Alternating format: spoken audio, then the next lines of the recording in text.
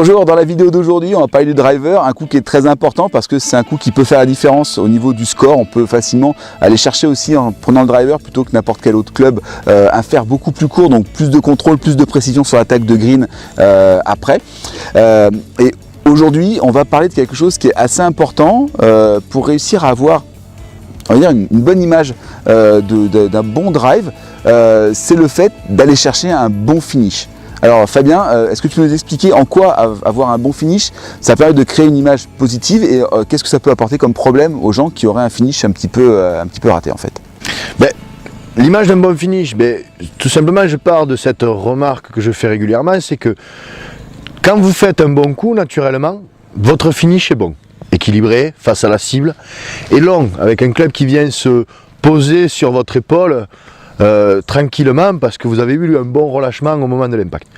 Pourquoi ne pas partir de cette image où quand on tape bien, on finit bien? Mais je pense que l'image du finish, on peut l'avoir facilement. Et on peut déjà l'avoir sur son coup d'essai.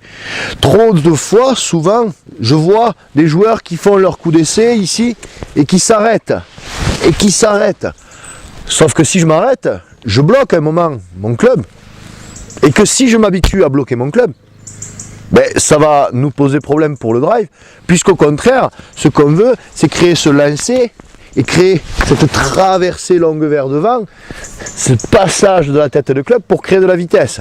Donc, petit repère, c'est avant de jouer, avant de démarrer, ne faites pas des coups à arrêter, à ne vous concentrer que sur la montée, mais cherchez au contraire à finir loin. Je finis loin mon swing, je traverse et je finis face à ma cible pour vous habituer, parce qu'après, du moment où on tape le drive et qu'on finit bien,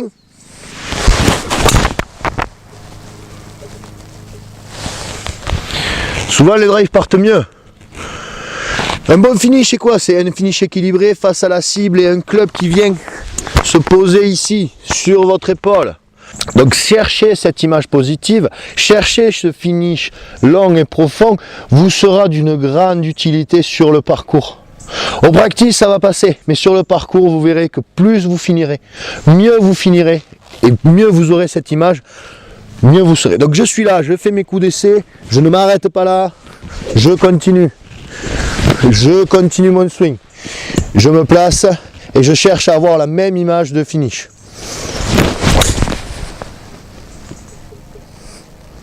Vous voyez, je finis bien équilibré, bien face à ma cible, ma balle est longue, ma balle est en piste et je n'ai pas de problème pour mon second coup. Donc ayez cette image positive, ayez cette recherche de finish pour votre drive, mais pour l'ensemble de vos coups, vous aidera à générer cette vitesse au bon moment.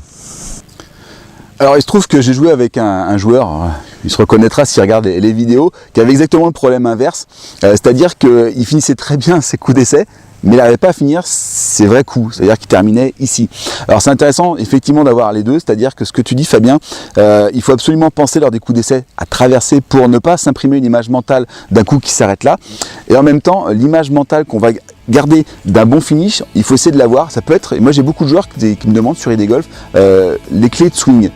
Des clés de swing. Et le bon finish, ça peut être aussi une super clé de swing. Moi, c'en est une que j'utilise par exemple très souvent, où je me dis voilà que ma clé de swing, c'est que j'ai fait un bon finish et mon repère en général, c'est que ma tête de club, elle arrive ici. Voilà. Je suis plutôt un visuel, donc c'est plutôt ça. D'autres, ça va être la sensation, comme je disais, sur l'épaule. Pour d'autres, ça peut être plus auditif, le fait d'entendre le club qui passe devant leur tête, etc. Bref, c'est intéressant. Et il faut donc le faire effectivement au coup d'essai. Et si vous le faites bien au coup d'essai, le garder pour le vrai coup, parce que c'est quand même dommage de ne pas avoir cette souplesse là. Des fois, juste en regardant le finish et bien sûr en écoutant le contact de la balle, on peut savoir si le coup est bon ou pas, rien que par le bruit du contact et l'image du finish, sans avoir regardé le reste du swing. Donc le finish est vraiment aussi un élément important, parce que le swing est une globalité. Il y a une montée, backswing, downswing, impact, mais aussi finish.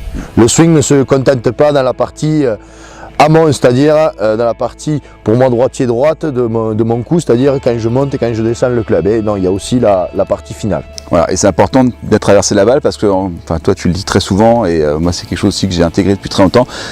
On est dans un sport de lancer et pas un sport de frappe. On n'est pas là pour cogner la balle, c'est pour ça que les gens ne traversent pas en fait, c'est qu'ils viennent cogner la balle. On est dans un sport de lancer, donc on lance et on lance le club. On lance le club. Voilà. Alors cette notion fil de finish, c'est une notion qui est très importante, que tu as développée dans la formation sur le drive, qui s'appelle Driving Attitude, un drive puissant et régulier, hein, les deux en même temps. Et cette formation, elle comporte 7 vidéos donc, qui sont articulées autour de ce concept que tu as voulu apporter sur le drive, qui est qu'on sort le driver pour jouer loin. Pour jouer long, pour jouer fort, et pas pour essayer de trouver un milieu de fairway avec un coup un petit peu contrôlé. Non, au contraire, là, l'idée c'est d'avoir du contrôle via la puissance, j'ai envie de dire, donc de tout lâcher.